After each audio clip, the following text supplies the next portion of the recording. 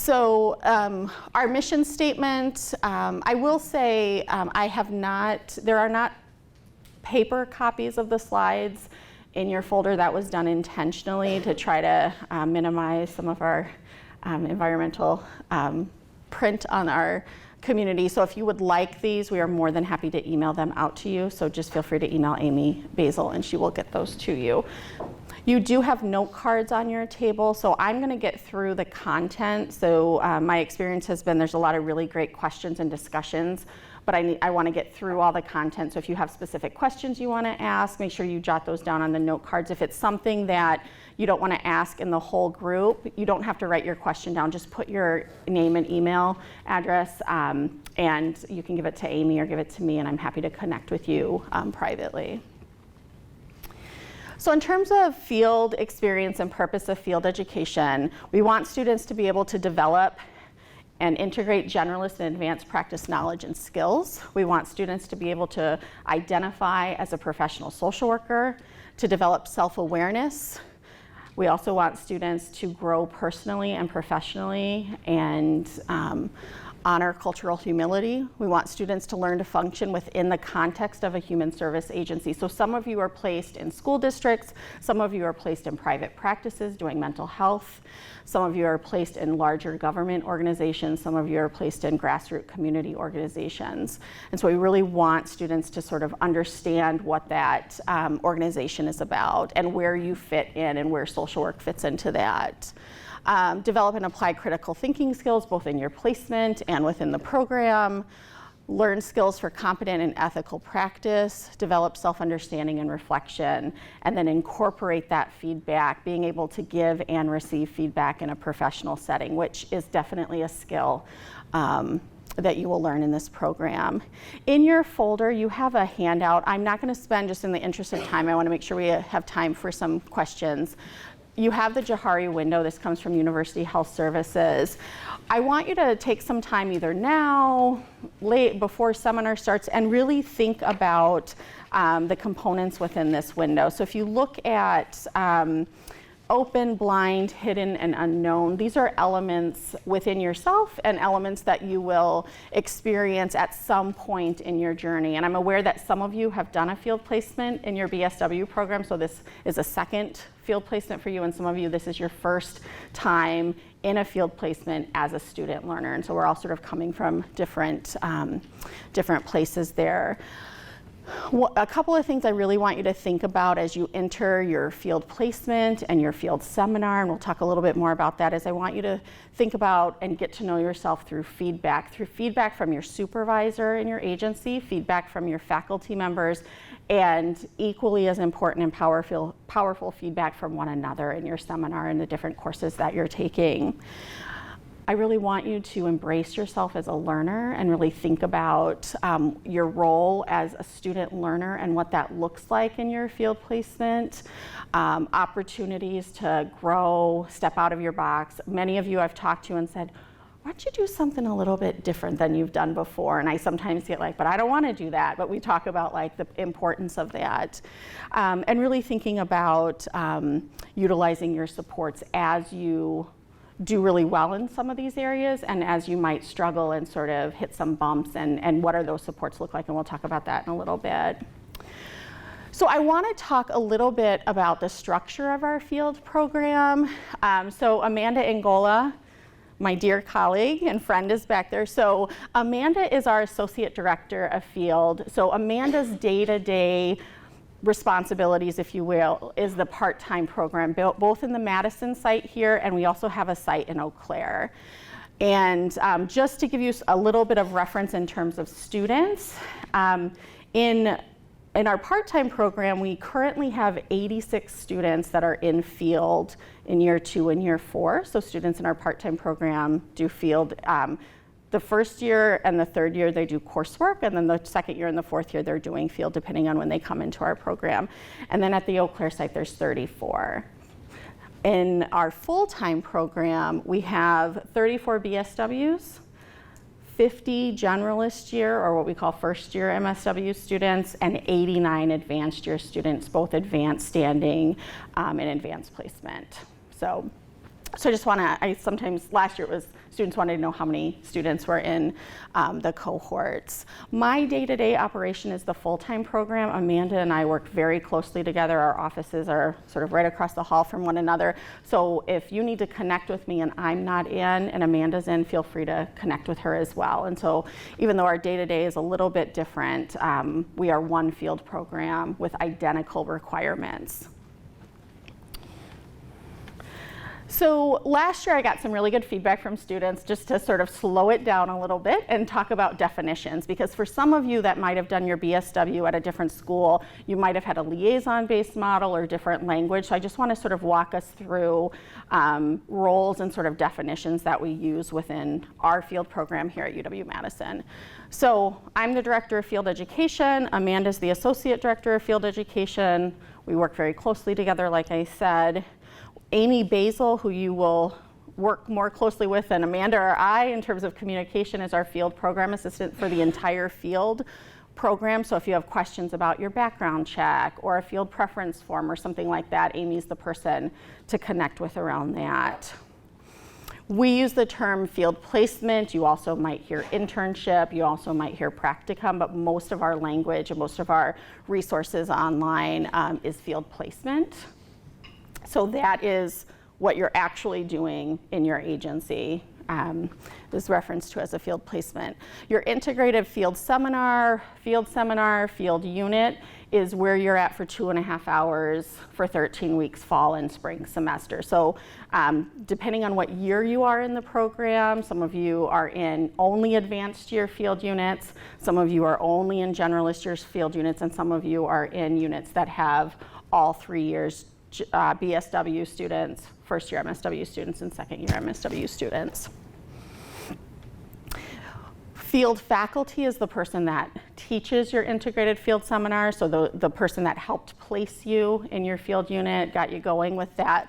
That's a field faculty member or a field instructor. We sort of use those terms interchangeably, and here walks in one of our wonderful field faculty, that's Steve Tupper. Some of you might have him, so he's joining us for lunch. Just coffee, okay. And then I added agency supervisor and task supervisor. So agency supervisor is the person that you meet with for your 1 hour of supervision every week, the person that you engage with, you might do home visits with, you do assessments with.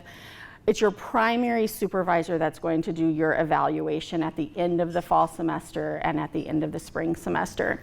For some of you, you might also have a task supervisor that you work with in addition to your agency supervisor. So somebody that isn't directly supervising you, but you do things with home visits, or you might go to court with them, or you might do a needs assessment, something like that.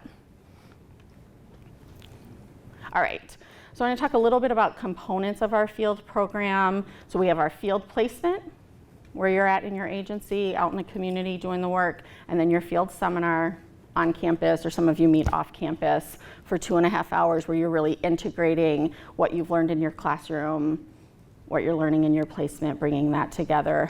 A significant component of the field seminar is that integration. We call it consultation or check-in, where you're really problem solving, supporting one another, challenging one another, seeing yourselves as change agents through your journey through the program.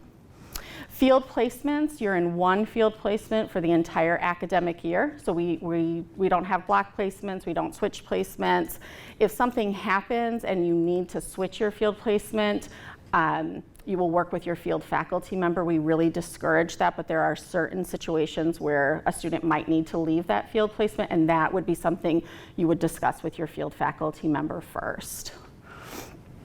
Your field seminar is also the same, both fall and spring semester, so it really allows students to dig really deep, develop those really strong relationships with one another, lots of check-in, lots of support, and an opportunity to sort of challenge one another in a way of personal, professional growth. So what are you supposed to do? What do we expect of you? So most of this, or I shouldn't say most, all of this is in the field handbook, but there's certain things that sort of pop up every year that I just want to highlight for students. Most of our field placements are unpaid. So we don't consider it a work experience, it's a field placement experience. It's an educationally driven experience. There are some placements that provide stipends, so if you're a student that's receiving one of those, you already know about it, but most of our placements are unpaid.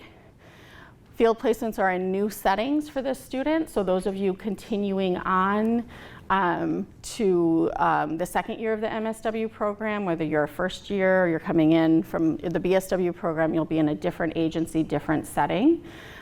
So we discourage students doing 2 placements in the same agency. And field placements are appropriate for your focus area and year in the program.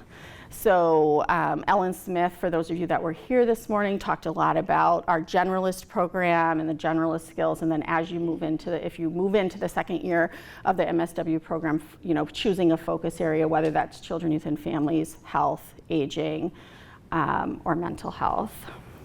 And we do have policy and administration that flows through all 4 of those focus areas. So you could be somebody that's really interested in mental health, but not the direct practice aspect, that you really are interested in larger systems, legislation, macro focused. And so your focus area would still be mental health with policy and administration focus.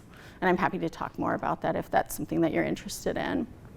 All right, so I wanted to spend just a little bit of time talking about the forms we use in our field program. So NASW Code of Ethics, you'll all receive links if you haven't in your course syllabi for that. The field handbook is online, so if there's things, if you email me, sometimes I will say, did you look in the field handbook? Because it'll give a little bit more information, but I'm happy to answer questions. We are a faculty-based model, and so our field faculty are responsible, like for all of you during the placement process, for matching you with an agency for an interview. Most of the time, those first interviews work out. One of the reasons we have a faculty-based model is we have certain requirements at the university that we have to have affiliation agreements with all of our agencies that supervise our students. And so we have to make sure that those are in place before students can start there. So each of your agency has an affiliation agreement, which is an agreement between the university and the agency. And so those are things that sort of happen behind the scene. Learning plan and field placement evaluation. Last year, our field education committee voted to merge those 2 documents. So years prior, and some of your supervisors might be alum from our program, your learning plan was separate from your evaluation form, and now it's merged together. So you'll have a learning plan and evaluation form for the fall and one for the spring, and those documents are online if you want to sort of look at those. Your evaluation form happens in person at the end of the fall semester, and then again at the end of the spring semester. We call those 3-way evaluation meetings. So it's an opportunity for your agency supervisor to give feedback, for you to give feedback to your supervisor and to your field faculty, and for the field faculty member to give feedback. I've taught field for years and years and years, and one of the things that was really beneficial to the students and supervisors that I worked with was for the student and the supervisor to meet before I came out to do the evaluation. So it just allowed for a richer discussion when I was able to get out there to really sort of focus in on things that we really wanted to talk about, things that were going really well and things that we really should sort of focus on for future growth. You will be responsible for logging your hours, so you will get an electronic version. It's an Excel spreadsheet where you'll put the date, you'll put your hours for each day, and you'll put non-identifying information. So if you went to court, you'd put court or home visit or community meeting or something like that.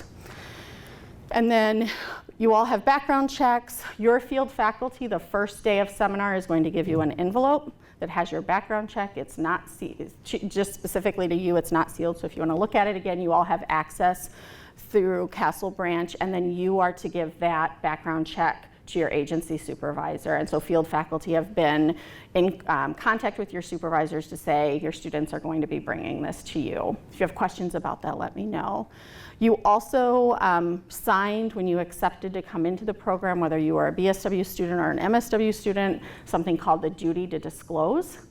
So if something changes in your background, You will let your field faculty member know if that has any sort of impact on your field placement. And these tend to be difficult conversations for students to have. So if you want to see that duty to disclose, we're happy to send that back out. It's also, the blank form is listed on our website. And if you have specific questions about that, I'm happy to talk later about that. And then releases of information, which allows field faculty in the field office to have communication with your agency. So sending background checks, having those evaluation meetings, those kinds of things.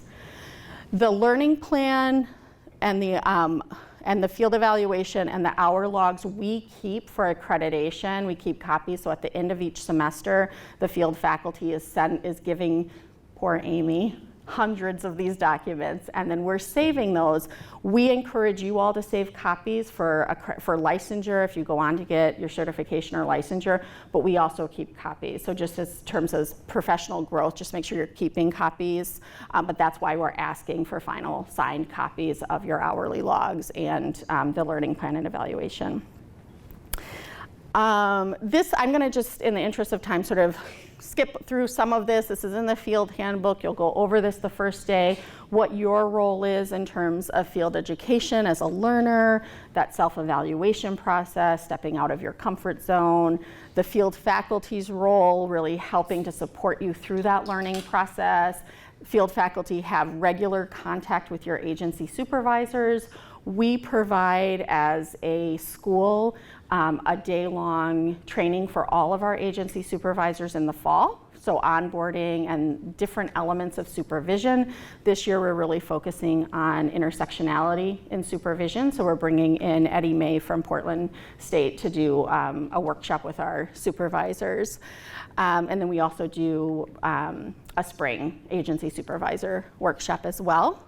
And then the role of your agency supervisor is to really support you through that process, have communication with your field faculty member, let you know when things are going really well with your performance, and let you know in a timely manner when there are things that you should really be focusing on so that you can move forward in our MSW program.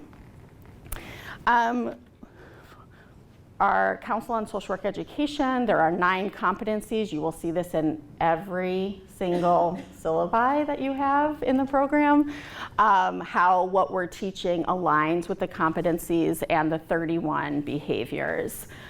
The competencies are the same regardless of where you're at, what year you are at in our program, BSW or MSW, but the dimensions and the behaviors are different. And so that'll, if you haven't looked through that material, that'll make a little bit more sense once you start taking the courses and what our requirements are for generalist year students. So if you're a generalist year MSW student and a BSW student, your requirements for field are the same.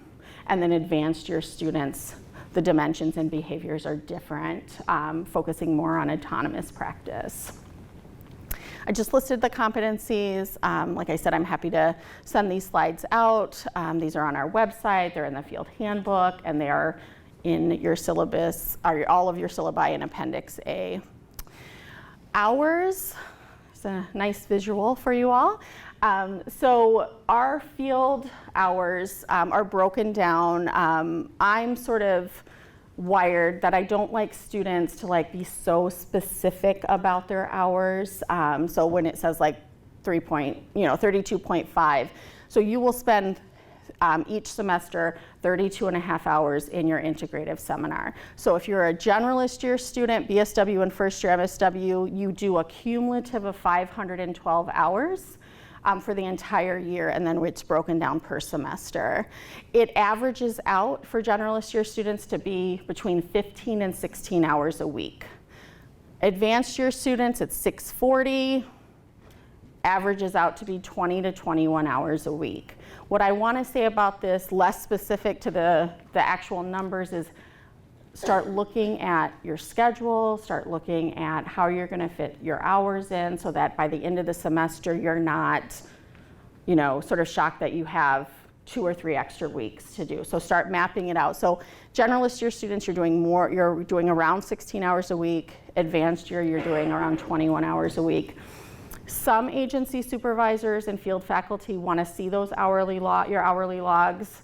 every other week. Some don't want to see it to the end of the semester, so you will have those conversations with your field faculty the first day of seminar and your supervisor in terms of when they want to see those hours and sign off on those.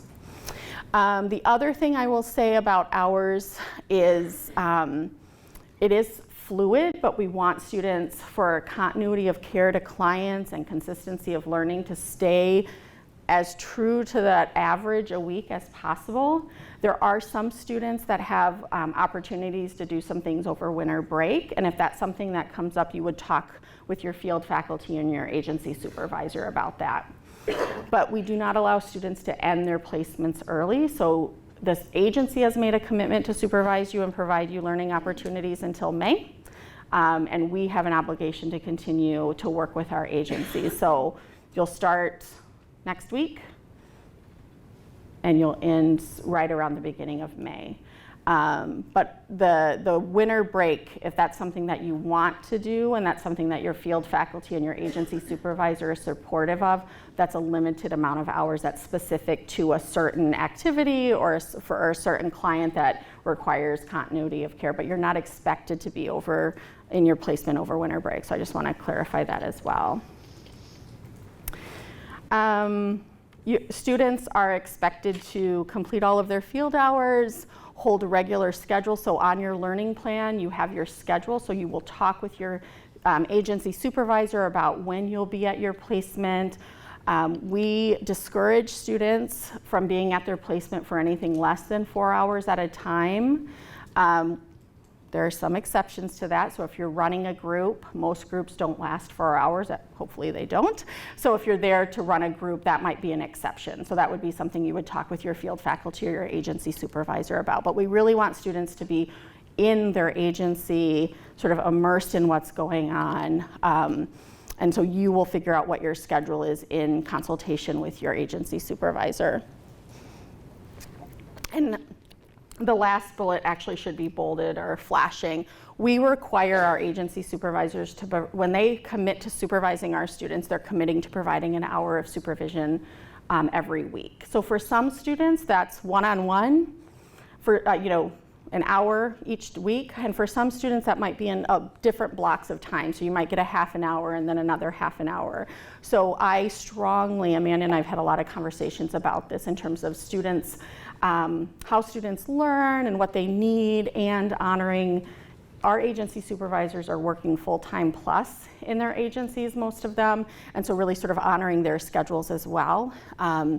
And talking with your agency supervisor about what type of supervision you need. And you might not know that yet, but it'll become really apparent as you're starting to work. Are you somebody that show me once and I can do it? Are you somebody that needs a little bit more processing time?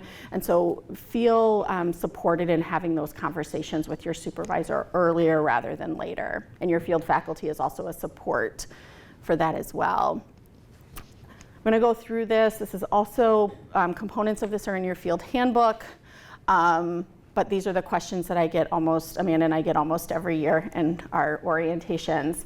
You keep track of your field hours on the hourly log. You turn those in when your agency supervisor or field faculty are requesting them. The field office gets them at the end of the academic year. So I don't see them till the end of the year. You cannot count hours for field. Like if you leave your apartment or your home and you go to your agency, that does not count. But once you get to your agency and you go to a home visit or you go to court or you go to a community meeting, that travel time counts towards field hours. We do not allow students to work from home. It's not part of our accreditation. If you have questions or concerns about that, talk with your field faculty member about that. Or me if you've talked to them and you still have concerns about that. Attending trainings and counting them towards field hours, we allow that on a minimal basis. And so if it's something that your agency is really supporting you go to, if it's something that the school is really supporting you go to, you can use some conference time, some workshops towards field hours. That I always defer to agency or to your field faculty member and to your agency supervisor around how how is that purposeful to your learning? How is that impactful to your learning? And so you do have some flexibility in that. You do get to count today's field portion of this workshop towards your field hours, so you all already have some hours. So I'll email that out so you all have it in your documentation, and I'll remind field faculty of that as well. For some of you, you might have a placement that has some weekend and evening hours. Most of our placements are during the day, during the week. And we talked about completing your field hours, fall and spring semester.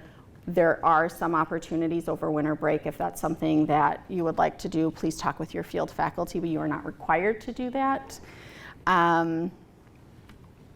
Okay, Belinda mentioned a little bit, for those of you that were here earlier, your field grade, it's a 60-40 split, so 60% of your field grade, both in the fall semester and in the spring semester, is your performance in your field placement. So even the field faculty member that's teaching the course assigns your grade with quite a bit of input from your agency supervisor. So that's why we do those evaluation meetings, to capture that and to really help students get very constructive feedback in terms of what's going well, areas of strength, and areas of future growth. 40% is the field seminar. The assignments, the readings, many of our field faculty have points around professionalism, because this is a professional school, and Rebecca Hayes will be coming a little bit later today to talk about that. As many of you might know, if you don't know, there's a section in our field handbook around grades for field. If you receive a C, you fail the program. So a C is equivalent to an F in our field program. So hopefully that doesn't happen. It's very rare, but we would know. Your supervisor would know, your field faculty would know, and that's a consultation with myself and also Amanda in the part-time program. We talked about supervision, a minimum of 1 hour a week. Field faculty also provide supervision to students. So for, if you are in an agency and you might not be getting the level of supervision you feel like you need, your field faculty member can provide that additional supervision. Some do that one-on-one, and some do group supervision with other students that could benefit from that. You will identify your supervision structure and time in your learning plan so that that's there. It's Monday mornings from 9 to 10 that you're going to meet with your supervisor, so that they know the commitment, you know the commitment, and your field faculty knows the commitment. History, and I've been at the school for a long, long time in a variety of different roles. When things are not going well at the agency, oftentimes it's around supervision. Not enough, not focused enough, the student not coming prepared for supervision. So it's not your supervisor's responsibility to come with questions every week. So we really want students to come prepared. What are you struggling with, and where does the code of ethics align with your beliefs and values, and where does it not? What are you seeing in your agency that's going really well, and what are some things that you feel like you need to talk about and process? What are you hearing in the community? What are you doing at the school that's going really well or not going really well? Those are things to be able to bring to supervision, and your supervisor will also bring questions and reflective components for personal and professional growth. So some helpful tips: review the learning plan, develop an agenda. So there's certain things you really want to make sure that you talk about.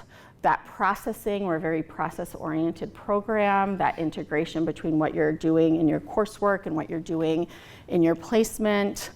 Using your learning plan. So in order to complete the BSW program or complete the MSW program, you have to be able to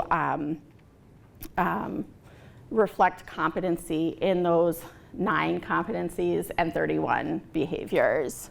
Clarifying expectations around communication. So hopefully you're having these conversations with your supervisor so it's very clear what they expect from you and what you expect from them. And asking your supervisor. Many of our field faculty provide readings to the supervisors. They provide the syllabus so that their supervisor knows this week you're really talking about the complexities of social work practice in rural communities. right? And so that as you're talking about that, you might not be practicing in a rural community, but it's enriching your conversations with your supervisor and your experience. And then developing a plan moving forward. What do you need from your supervisor? What do you need from your seminar group? What do you need from your field faculty member? And what's your responsibility in that learning process and growth process? So we've talked about this 2.5 hours every week.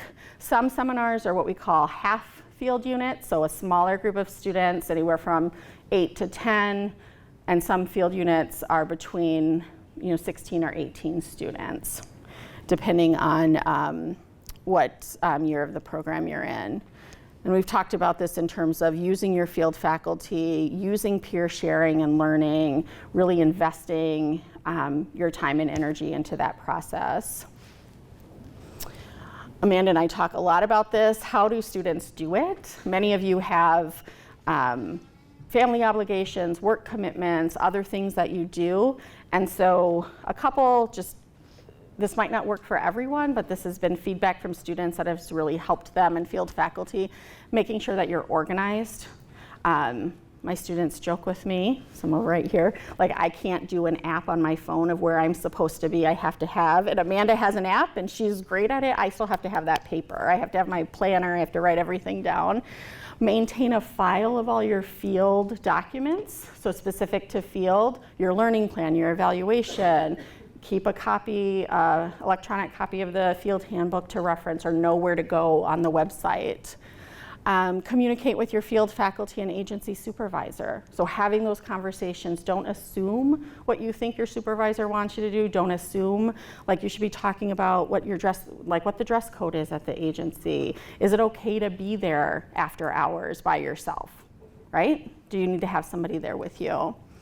Time management, some of you are going to be expected to do home visits, so thinking about what your schedule looks like, what your work schedule looks like, what you're able to do, what you're not able to do, and having realistic expectations around that.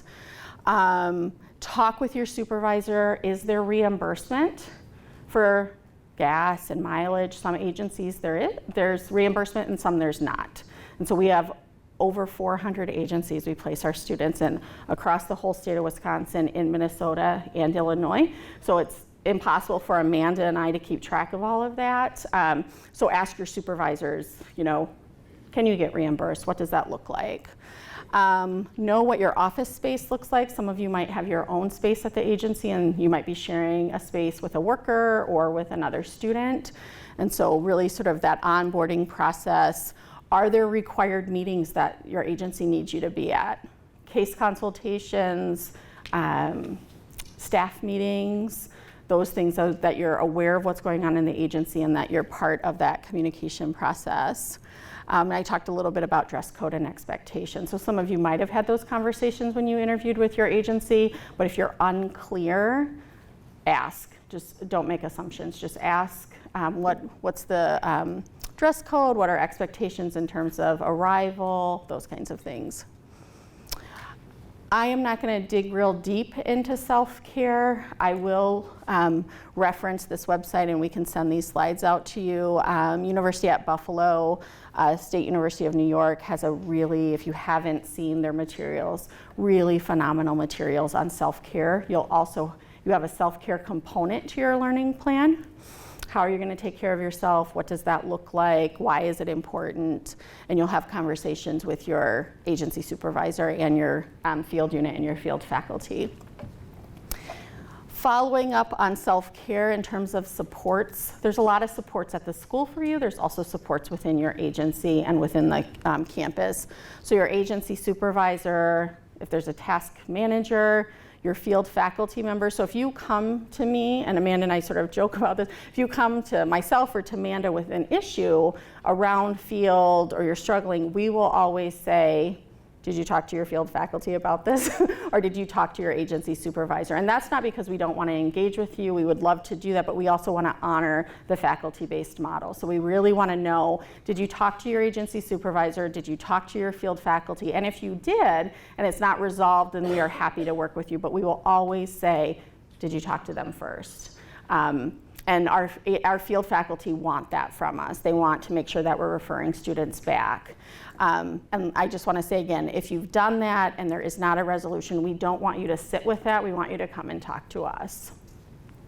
Your field seminar is a really powerful place for support for one another. You're with your peers and your colleagues for 2.5 hours for 13 weeks both semesters, so you really get to know each other and you really get to grow.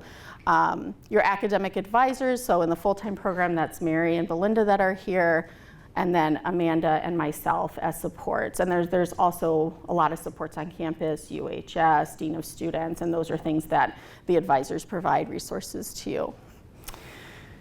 So just a couple reminders, and then I'm going to open it up for questions. Reach out for help when you need it, whether that's your field faculty or your agency supervisor. There's a tremendous amount of growth that takes place in your field year.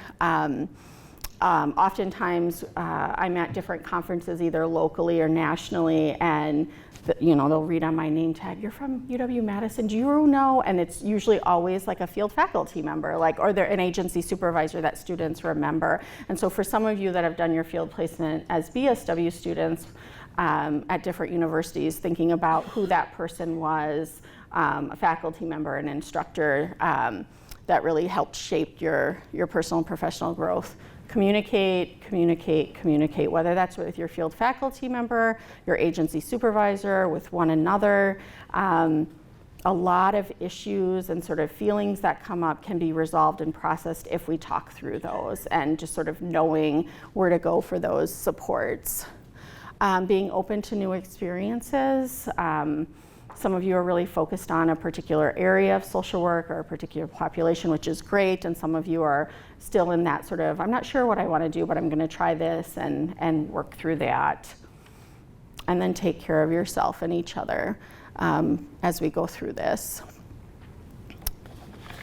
I think, and then we have our contact information. So if you're at the School of Social Work, my office, Amanda's office, and Amy's office is if you get off the elevator and you go left, we're at the sort of the end of the hall. And our doors are usually always open unless they're hanging new signs up, which they were doing yesterday, so we had to close our doors. But questions, clarifications, anything that I can answer now? Just gonna look at the time. So we have some time. And I'm going to repeat the question just so everybody can hear it. I just want to clarify where we get our hour log. So is that something we provide for us, or do we just create an Excel sheet ourselves? Nope, that's a great question. So she asked where to get the hour logs. Your field faculty member will email those to you. So your field faculty member that teaches the course will email you the syllabus. Let me back up. They'll either email it to you or they will refer you to the Canvas site where it's located. Some do both, some do one or the other. So it'll come from your field faculty. So hourly log, template, and it's an Excel, so it will add all your hours up. Your learning plan and evaluation document, which we require all students to type so that it's legible and we have it for accreditation if we need it. Yeah. Those are the two documents. Did that answer your question? Okay, yeah. Just to make sure I understand how the hours work. So does our field seminar count towards the 16 hours, or is it independent of the 16 hours? Great question. So she was asking, do the field hours, do the 2.5 hours every week count towards the 16 if you're a generalist year student? It's in addition to. So generalist year students do 512 hours cumulative for the whole academic year, 256 each semester, and so that you would do 16 hours a week in your placement, and then in addition to that 2.5 hours in your seminar for a total of 18.5 hours of field experience. Good question. Yeah, Olivia. With the learning plan, I guess, do we create that ourselves, or does someone help us? It's a great question. When do we do that? It's a great question. So Olivia asked, in terms of the learning plan, do the students create that, or does the supervisor? It's the responsibility of the student to develop the learning plan. With that said, your agency supervisor will have input in terms of what's available at the agency to do. So we don't expect our agency supervisors to develop your learning plan. We want students to develop it with input from their agency supervisor. So typically how it works is you get the learning plan template, you think about where you're placed, what types of things you think you'll be doing. You'll talk to your supervisor during supervision, I hope, about what are your hopes, what do you really want to get out of your placement, what are you bringing to the placement that you've already done, what are things that you really want to challenge yourself in, and then you have that conversation with your supervisor. You come up with, they're called measurable methods of achievement. What are your goals? And then you turn in your learning plan draft to your field faculty member. And then your field faculty member who teaches the course also gives feedback. So you're getting feedback and direction from your supervisor and from your field faculty member. So that gets turned in like the beginning of the semester? It gets turned in usually week 3 or 4, so you have time. And field faculty open up discussion in seminar, because this is what often happens is there's a lot of time placed on the learning plan the first part of the year in the fall. You're really thinking about what you're doing, you're still sort of understanding what's going on in the agency and what are some things you would be able to do. And then in the spring, you're modifying your learning plan. So you're looking at, so it's, I won't say it's less time to do it, but it's a sort of a different energy that you're doing. So you're looking at what have you done really well, what's that feedback you're getting from your supervisor and from your field faculty, what are things that you want to continue to do in your agency, and what are some things that are new that you didn't have an opportunity to do in the fall but you'll have an opportunity to do in the spring. And so you will modify, you won't create your learning plan from the beginning, you'll modify it to reflect spring. The competencies and the behaviors all stay the same for the whole year. It's your measurable methods of achievement goals that'll be modified for spring semester. Good questions. Other questions? Yeah. What is the standpoint for finishing early? Do you get your hours early, or do you have to remain until graduation? Great question. So the question was essentially, can you end your field placement early? We require students to be in their field placement through the end of the spring semester. So that's usually right the week before finals week, that last week of class. And so if students have done some more hours, like you went, if you had a home visit that lasted longer, you can modify those hours. So that's where I would encourage you to talk with your supervisor and your field faculty. But we don't allow students to end March or April. We really want students, because you're in that integrative seminar where you're taking what you're learning from class and applying it to field and vice versa. So we really want students to be in that space for the whole year. That's a great question. Other questions?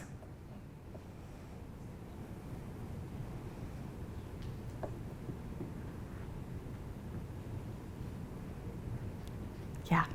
So I'm in the policy and administration at Okay. MSW Advanced Standing, and I know you guys said you think about the training and workshops, but I've already been told most of my time will be in training or workshops. Is that something I would ask my liaison? So you would talk with your field faculty about that, specific to what you're doing within your agency. So for students that have more of a macro policy administrative focus, your opportunities might look a little bit different from a student that's really focused on more direct practice, micro work. So you would talk with your field faculty about what that looks like in terms of that balance. Good question. Anything else?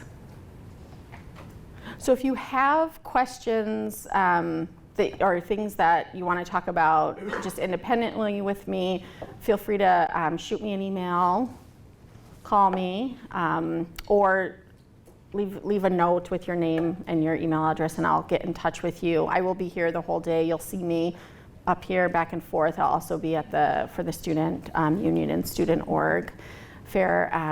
I will say field is an exciting time. It's also a very stressful time, and we acknowledge that. Our supervisors acknowledge that. Our field faculty acknowledge that. Our faculty, our advisors. So please don't hesitate to reach out for help. There's a lot of resources on campus. There's a lot of resources and support within the School of Social Work, so I really want to encourage you to do that.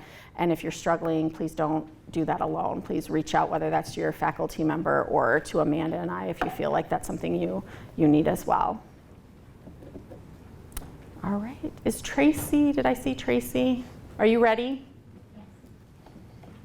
Yes. Thank you very much.